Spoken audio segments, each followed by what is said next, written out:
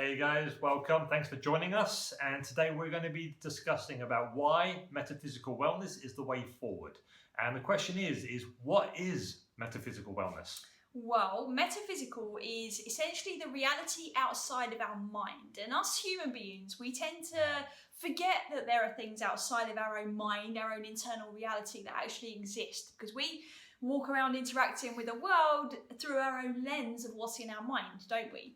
So metaphysical wellness is when we optimize our wellness and our health to be able to integrate our heart, body, mind, and our soul so that we can understand on a deeper level that this all works in unison.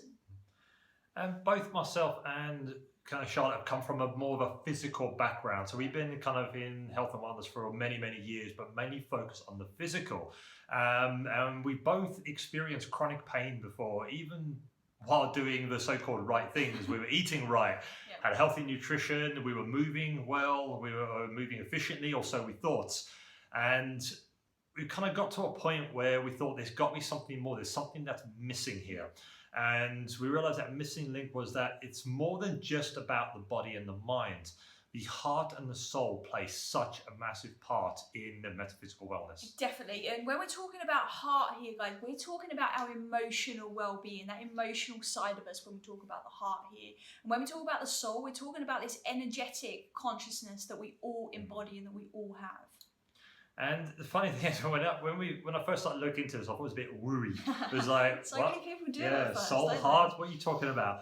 But it's just the more we looked into it, it just became like a trigger, like a switch going, okay, it makes sense now, because we were not kind of raised or brought up in that type of environment where we had access to this type of stuff. We were not really exposed to this open-minded, kind of this new open-minded way of thinking. And it was a little kind of different to us. So once we actually finally started looking into it, we started to think, actually, this actually starts to make a bit more sense. Yeah, and the good news is even though it might sound a bit wooey because it's, just a little bit different, there's so much modern science now to support these mythologies and these methods and these newfound understandings, which actually in hindsight they're not newfound at all. They've been around for ancient times. Definitely. And we're finally waking ourselves up to what these are, and that's been a massive role in our life, isn't it? God, yeah, definitely. But we got to the point where we were kind of forced to wake up to these things, right? Because we realized, okay, well, hang on, we've been in health and wellness for this long, we're doing all the right things, but yet we both still experience some chronic pain or some discomfort, and we're like, well, what's missing, right? So like John said, we kind of had this wake up call of, okay, well, what is it then? And we kind of had to reevaluate and see what was going on. And I'm sure you can relate to this. If you've had an injury or you get sick or you maybe just like feel depressed, for example, you get to a point where you just stop and you're like, what's going on here? Right? And you just pause for a moment. Some of you might ignore it. Some of you might go to the doctor and medicate it. Some of you may well dig deeper and listen and try to understand more of what's going on and actually really get a good solution. But at that point, when you realize and you're experiencing those things, you have a choice. But you have a choice before you get forced as well, just so you know. But, we've made these mistakes for you so that you don't have to. That's the perks. So you've got a choice to stop and to listen to what's going on inside of you. You've got the choice to just ignore it and suppress it and hope that it will, change over time, or you can choose to medicate it. And guys, if you choose to ignore it, or you choose to numb it, or you choose to kind of go down the route of medication, you create a disconnect from your body. Okay, and you create that separation from who it is that you are, your true self. And you start kind of saying things like, I need to fix the pain here, okay, or I need to fix this, I need to fix this, I need to fix this. And this creates a disassociation from who you are, from yourself, from your physical body, which obviously creates more and more problems, and it just creates an ending cycle of kind of chronic pain. Exactly. Like if you're saying, just hear what John just said. Like if you're saying I need to fix that, right? That is like presupposes that it's not you, right? Which is insane. Of course it's a part of you. So the idea here is when you've got this kind of big picture perspective and you encompass all of these different elements, right, that we've mentioned, you get to experience a sense of flow, and you get to connect the dots. You get to connect the dots of the role that our emotions play in the body. You get to understand this kind of flow of energy that's living and working through your body as well. Let's give you an example of how this connects. So if somebody is having an injury at a time where they're going through a highly emotional experience in their life, a lot of emotion, that energy, tends to get locked down into that area of the body, right? So what happens is it takes a lot longer to heal. So now you're not just healing from a physical trauma of, let's say, twisting your ankle. No, you're healing from twisting your ankle and from all of the stress that you're under emotionally too. So what should heal relatively quickly doesn't when there's this high charge of energy flowing through the system.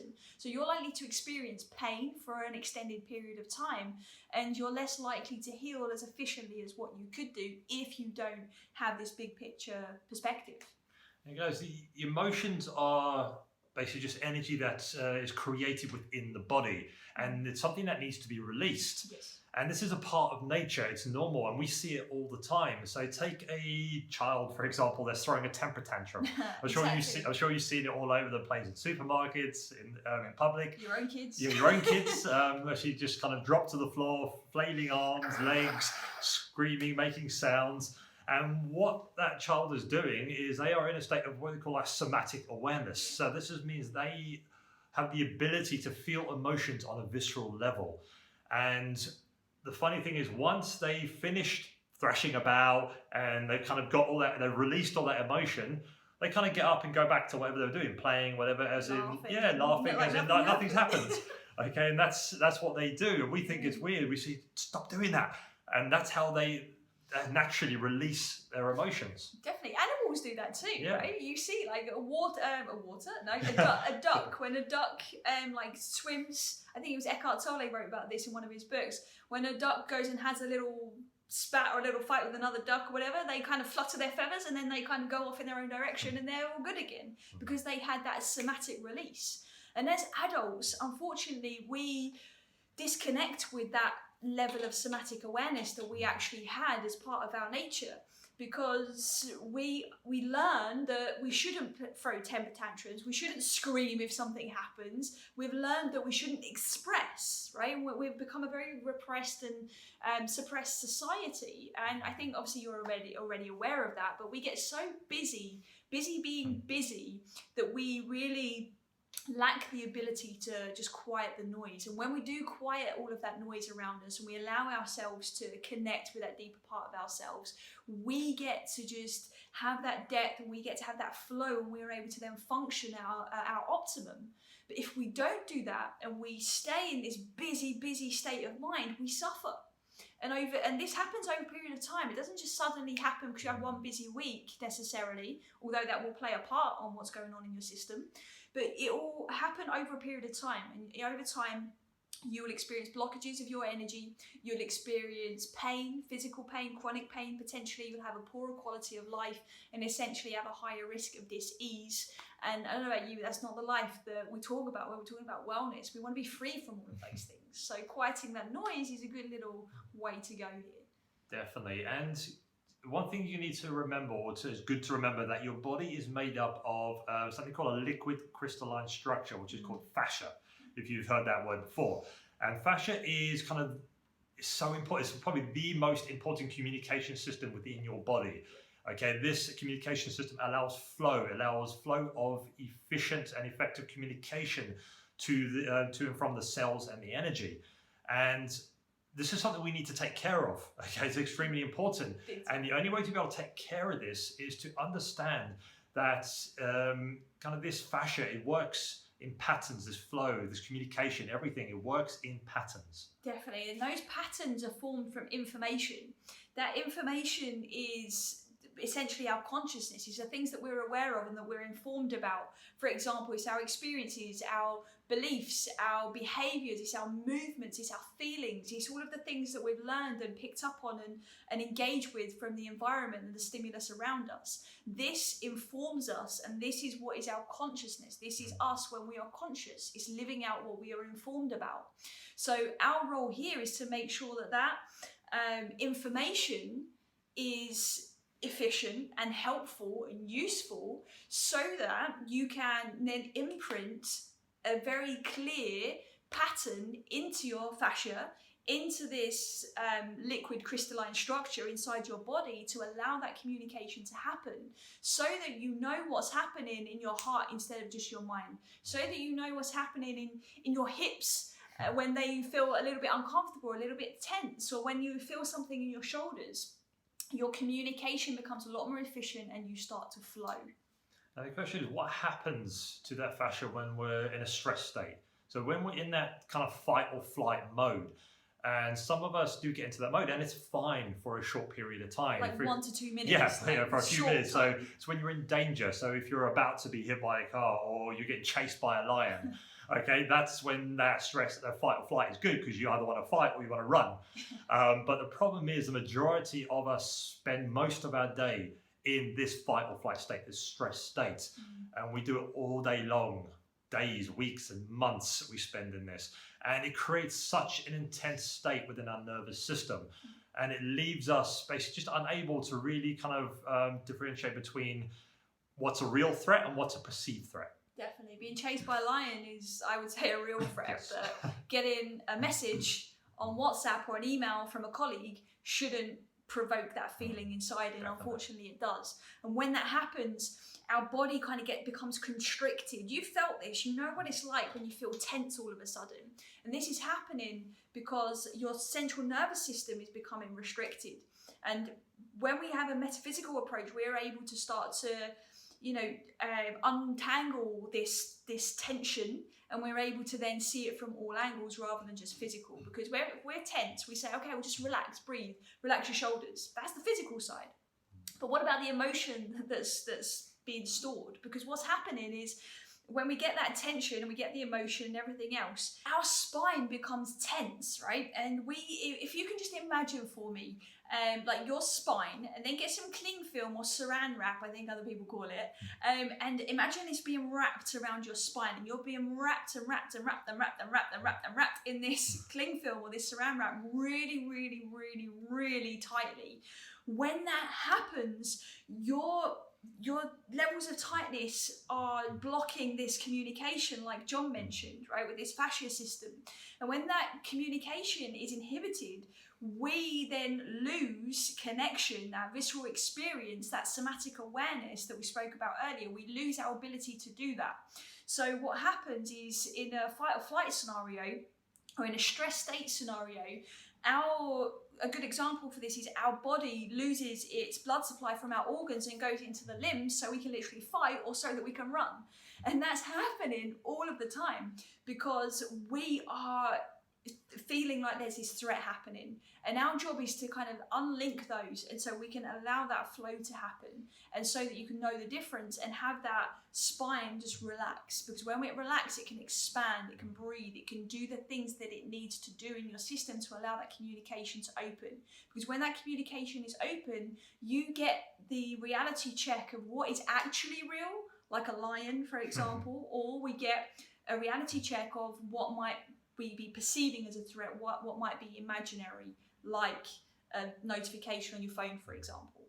And if you keep that stress over a prolonged period of time, you basically store those emotions within your body, within your physical body, in that fascia.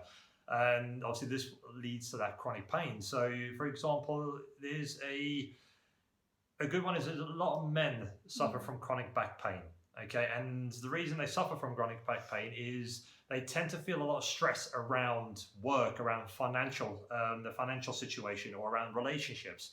And these three key areas, one or all of them, have been kind of shown to be a common cause of kind of blocked and trapped emotions for a lot of men experiencing chronic lower back pain. And this is kind of all down to their kind of perception of their role as a provider, to provide financially, provide in a relationship, provide in their work life. And it's all kind of causing those pent-up emotions and stressful situations that's kind of leading to that chronic back pain. And that perception that John mentioned there of that role they have to play, that's playing a part in the information that's being communicated to that central system. And when that happens, we are actually binding up even more energy.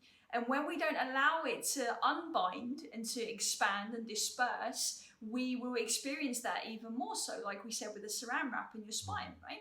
So imagine for me, like you've got a piece of wood. You've got a piece of wood in front of you and you've set it on fire. Over time, you watch that piece of wood burn, you'll notice it starts to change form. The energy of which is encapsulated, it starts to disperse, it starts to expand, and eventually it can no longer be that solid structure that it was, because we've had that chemical reaction now in the system. It's had the communication in the system to be able to disperse that energy. So essentially it's unhooked and unblocked and untangled these patterns of information that's been imprinted into the system. So the idea here is you allow us, or us, but yourselves, to learn how to integrate these elements together, because when you do that, you can be free from tension, you can be free from discomfort, and free from pain, and ultimately live the life that you actually want to be living. Yeah, so ultimately, guys, the metaphysical approach allows us to see our own well-being as a whole. Okay, allows us to tap in to our kind of our life force energy. Definitely. And when you do that, you realize just how infinite that we are as human beings, but you will also realize how you can do so much more for yourself, because you literally become the captain of your own ship. You will literally start to know, like through your intuition, what your system needs to do to heal itself, to feel a certain way, to make sense of things that are happening in your world. Right, your system will just know what to do, and you'll become so much more empowered and less dependent on some of the things around you, like things like medications, like things like other people making you feel a certain way. No, you'll have all of that from within, and that's a very, very special place to be. Awesome, guys. And what we want to do now is we want to share some ways that kind of you can start tapping into your own metaphysical wellness. Yeah, so the big thing here is now about you reflecting. So it's about you reflecting and now becoming aware of where you already are on this metaphysical wellness plane. So we're going to share with you just a few questions that you can just think about, just so you can find out, okay, what's your reality now? So guys, one question you can ask yourself is how connected do you feel with your physical body? Big time. Do you feel any like stiffness? Do you feel any tension? Do you feel anything? And do you experience any chronic pain? How are you connected with your emotions? Are you even feeling your emotions? And do you experience any visceral kind of sensations from your emotions? And then what do you do with that emotion? So if you do feel it and you're aware that this emotion is happening, what do you do with it? Are you the kid having the temper tantrum? Or are you somebody that suppresses it? What's the reality in your world right now? And do you feel like life is effortless? Or do you think you really have to grind and work at it? So you guys just reflect on those questions. We'll pop them in the notes as well, so you've got them as well, so you can kind of really think through them. But when you start to understand where you are now and you become aware of that, then you get to understand where you need to do the work. So metaphysical wellness is an integrated approach that kind of helps us to connect the mind, heart, body, and soul. And ultimately, it creates optimum health so that you can live the life you want that is completely effortless and flowing. Awesome. So that is it from us today, guys. Hope you enjoyed what we've been speaking about. And we look forward to seeing you next time. Exactly. And we'll be sharing even more. Definitely. See you later. Bye. Bye.